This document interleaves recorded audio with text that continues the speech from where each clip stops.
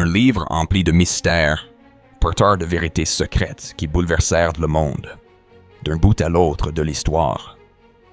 Une œuvre si déconcertante que même le Vatican en interdit la lecture. Mais ce texte énigmatique a-t-il vraiment été confié à Enoch, connu sous le nom du prophète Idriss en islam? S'agit-il réellement d'une révélation divine transmise par Allah? Selon ce manuscrit, des géants auraient foulé la terre, résultat d'une union défendue entre des êtres célestes et des femmes humaines. De leur descendance naquit une lignée qui secoua la planète entière. Ces géants auraient-ils véritablement levé les armes contre l'humanité? Et quelle lumière l'islam jette-t-il sur cette histoire fascinante? Un prophète doté d'un savoir unique et occulte, Enoch réussit, par un jeu spirituel exceptionnel avec Azraël, à être élevé jusqu'aux sphères célestes. Mais où séjourne-t-il à présent? Est-il déjà au paradis? Vit-il dans un autre monde? Lorsque tu découvriras ce qui se déroula à cette époque, tu réaliseras que ce que l'on nommait « histoire humaine » n'était qu'un voile sur un récit bien plus étrange. Mais le plus étonnant reste à venir. Selon la tradition islamique, les proportions des prophètes et de leur peuple défient toute imagination, renversant tout ce que l'on croyait savoir sur l'humanité. Ce récit, nous l'avons façonné après un long travail sur de multiples sources. Nous te demandons de soutenir notre démarche. Abonne-toi à notre espace pour que notre message puisse toucher d'autres âmes sincères, guidées par la quête du sens. Avant d'entrer dans le vif du sujet, dis-nous d'où tu écoutes cette histoire. Ta présence, ton origine, compte pour nous et pour cette communauté. Partage-le en commentaire et laisse ton empreinte dans ce cercle de chercheurs. Plongeons à présent dans le récit. Même si le texte originel attribué à Enoch a pu exister, ces lois ne nous sont pas destinées en tant que musulmans. Cependant, rejeter en bloc ce manuscrit et le qualifier d'invention humaine serait une imprudence. Car si ne serait-ce qu'une phrase relève du divin, la nier revient à s'égarer dans l'ignorance. Écartons, dès lors, toute certitude hasardeuse sur l'authenticité complète ou la supercherie de l'œuvre. Que disent alors les écrits d'Enoch? Et comment les savants musulmans en parlent-ils? Les sources islamiques rapportent qu'Idriss reçut une révélation de 30 feuillets. Mais combien de pages subsistent aujourd'hui dans ce fameux livre? En réalité, ces vieux chants ne furent jamais transmis sous forme d'un volume complet, mais plutôt retrouvés éparpillés en fragments ou en rouleaux mystérieux. 3 grandes redécouvertes traversent les siècles. D'abord, la version la plus ancienne, entièrement préservée en éthiopien. James Bruce, un aventurier écossais du XVIIIe siècle, mit la main sur 3 copies manuscrites du livre d'Enoch, lors d'un périple de 6 années en Éthiopie, en 1773. Il ramena ces précieux écrits en Europe, là où on les croyait à jamais perdus. Ensuite, en 1886, une équipe d'archéologues français exhume des morceaux traduits en grec lors de fouilles d'un cimetière chrétien à Akhmim, en Égypte, révélant ainsi la migration du texte à travers les langues et les religions. La découverte la plus marquante reste celle de 1947, dans la région de Qumran. Là, parmi les rouleaux de la mer Morte, surgissent des passages araméens du livre d'Enoch. Grâce à ce trésor, on découvrit que l'origine du texte remontait au IIe siècle avant notre ère, porteur de récits étranges et troublants. Dans cette vidéo, nous révélerons les secrets de ce livre et explorerons la vie insolite et énigmatique d'Idriss, tel que relaté dans la tradition islamique. Un passage attire particulièrement l'attention. Le livre des géants. Il relate l'histoire d'êtres colossaux, issus de la descendance d'anges déchus. Ce récit décrit comment les Néphilim virent en le jour, fusion étrange entre anges déchus et femmes humaines, puis annonce des prophéties, sous forme de songes mystérieux, partagée par Enoch et les géants eux-mêmes, accompagnés de leurs interprétations parfois terrifiantes. 2 songes marquèrent la destinée d'Enoch. Le premier, celui du déluge. Alors John, il eut la vision d'une inondation apocalyptique qui balayerait la terre. Il confia son songe à son aïeul, Malaleel, puis implora la protection d'Allah en faveur des générations vertueuses à venir. Le second songe dessine l'histoire de l'humanité à travers des créatures animales symboliques, depuis Adam jusqu'à l'ère du Messie, illustrant ainsi les grands bouleversements de l'aventure humaine. Un autre texte, de la même époque mais n'ayant pas Enoch pour auteur, le Livre des géants, s'attarde sur les rêves funestes des géants, lesquels implorent Enoch de leur en expliquer le sens. Enoch leur annonce alors « Vos rêves proviennent de l'avertissement d'Allah. Repentez-vous, sinon la colère du Très-Haut s'abattra, et il ne restera rien de votre race. » Sûrs de leur force, fiers, les géants refusent d'écouter. Mais d'où venaient réellement ces êtres d'un autre ordre? Pour éclairer ce mystère, le texte présente la théorie des anges déchus et nomme ces géants les Néphilim, nés de l'union céleste interdite. Toutefois, l'islam propose un point de vue distinct. Selon ses enseignements, les traditions juives et chrétiennes se sont trompées sur la nature des anges déchus, et même sur Satan, parfois dépeint comme un ange tombé, en contradiction avec la vision musulmane. L'islam rappelle au monde l'existence d'une troisième catégorie d'êtres, les djinns. Satan, ou Iblis, est en réalité un djinn et non un ange. Les anges, créés de lumière, n'enfreignent jamais les lois divines, tandis que les djinns, faits de feu, disposent de leur libre arbitre, croyants ou non, bons ou mauvais, tout comme les humains. Le Coran précise que jamais Iblis ne fut un ange. Certaines exégèses chrétiennes et juives, minoritaires, affirment même l'absence d'union charnelle entre anges et humains. Il semble donc que ce mythe ait surtout séduit l'Occident, avide de récits sensationnels. La multiplicité des variantes manuscrites du livre d'Enoch le montre. Le récit a été largement déformé. Cependant, la plupart des sources s'accordent. Les Néphilim étaient des êtres d'une taille et d'une puissance hors du commun, semant désolation et chaos sur la terre, jusqu'à leur anéantissement complet. Que dit l'islam à propos de ces géants d'autrefois? C'est à ce moment du récit que chacun se pose la question. L'islam mentionne-t-il une telle race? De nombreuses traditions rapportent les dimensions physiques démesurées des premiers peuples. On rapporte dans les hadiths authentiques la stature extraordinaire d'Adam, du peuple de Had, ainsi que de Hud. Idris vécut justement entre Adam et Hud.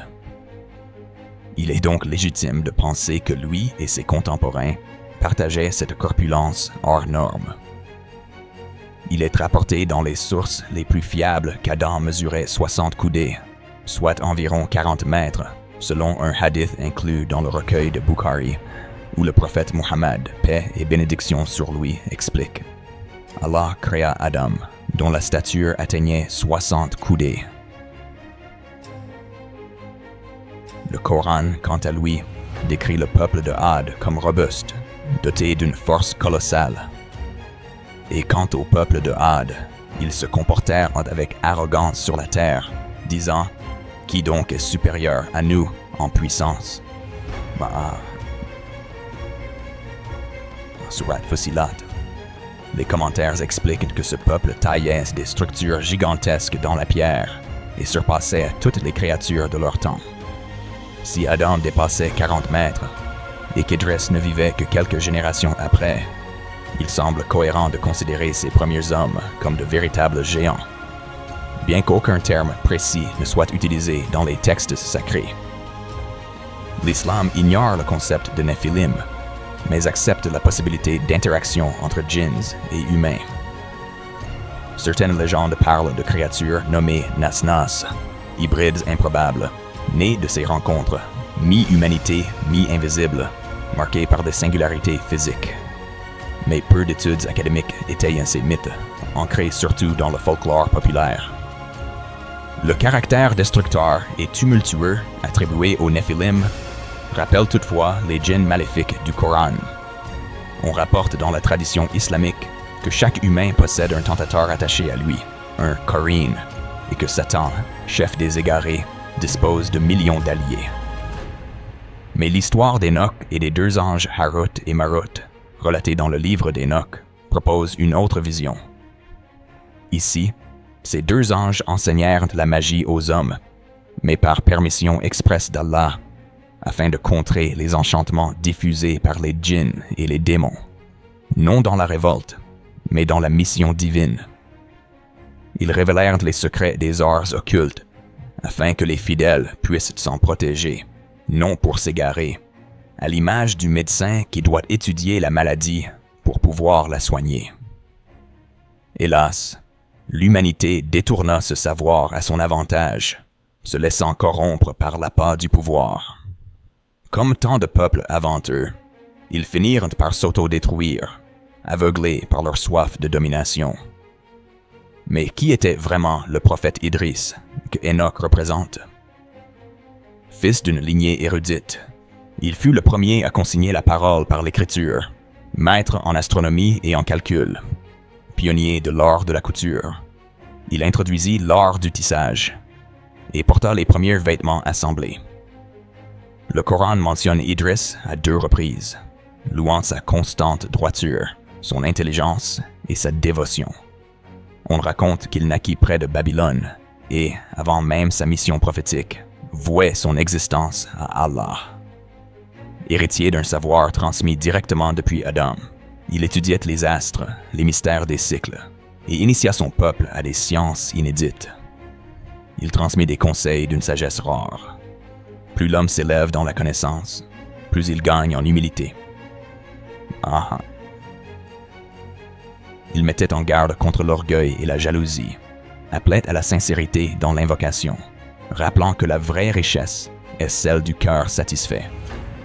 Selon la tradition rapportée par Tabari, Allah envoya Idriss comme prophète auprès des descendants de Qabil, Caïn. Mais, hélas, la plupart restèrent sourds à son appel. Seul un petit groupe, autour d'1 millier de personnes, le suivit. À cette époque, les anges venaient souvent lui rendre visite. Sa piété rayonnait et, comme Adam maître de l'agriculture, Idriss était artisan. Il inventa la couture. L'histoire relate une rencontre unique entre Idriss et l'ange chargé du soleil. Idriss partageait alors sa vie entre la prédication, 3 jours à enseigner, puis 4 jours entièrement dévoués à l'adoration, retiré loin des hommes. Un jour de chaleur écrasante, il pria pour que l'ange porteur du soleil soit soulagé de sa lourde charge.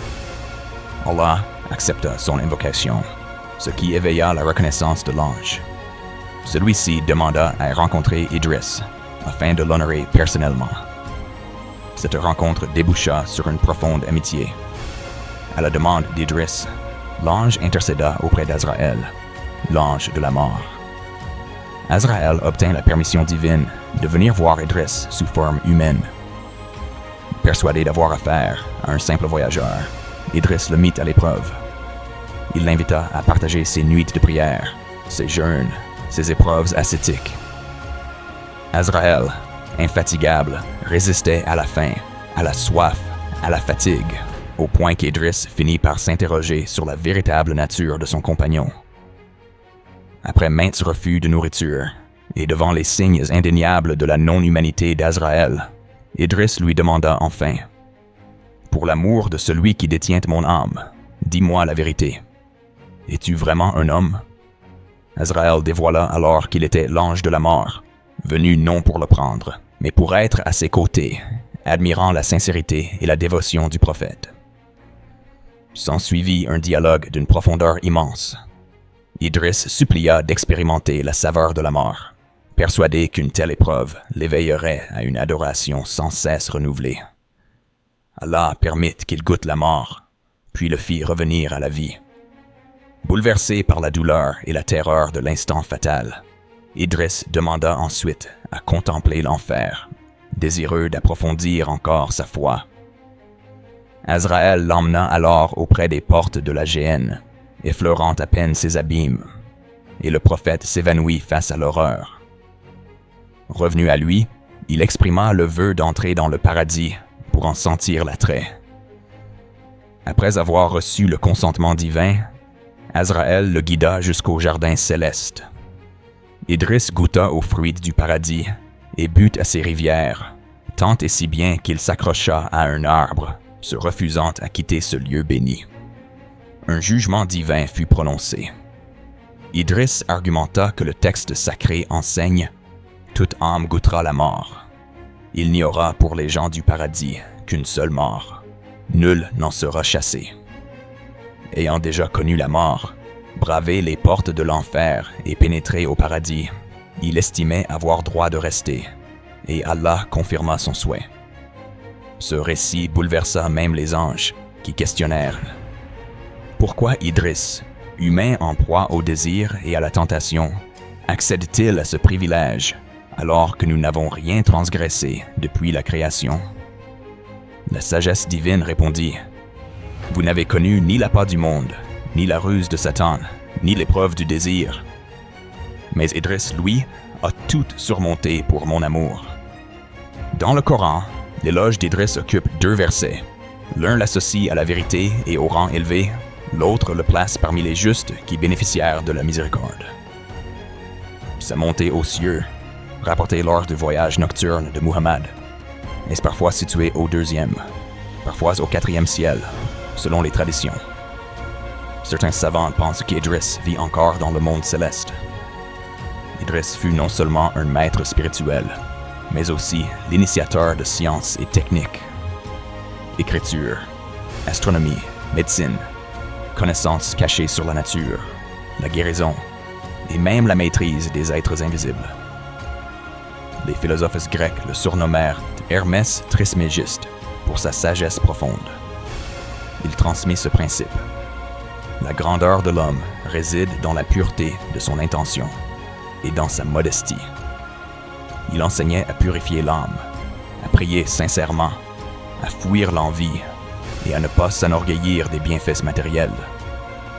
À travers toutes les époques, Idriss brilla ainsi comme un guide, non par la domination, mais par l'intelligence, la piété et l'engagement persévérant. Son parcours, jalonné de connaissances et de lumière, éclaire encore notre humanité, rappelant la force tranquille de la foi, du travail et de l'amour du vrai. Son héritage ne se limite pas au passé. Il est flambeau pour aujourd'hui et pour l'avenir, étoile pour qui cherche à s'élever honnêtement et à comprendre que le bonheur réside dans la fidélité à la vérité. Si ce voyage t'a ému ou inspiré, soutiens-nous. Offre un j'aime à cette vidéo. Partage en commentaire ton ressenti et ton origine. Et n'oublie pas de t'abonner pour faire grandir ce cercle d'hommes et de femmes en quête de lumière. Ton implication n'est pas qu'un simple geste. Elle nous donne l'énergie de poursuivre et de semer encore les graines de la connaissance au cœur de ce vaste jardin spirituel. Rappelons-nous ce mot du prophète. Celui qui conduit autrui vers le bien, c'est comme s'il l'avait lui-même accompli. En passant, qu'Allah vous accorde, à toutes et à tous, sa satisfaction et sa lumière.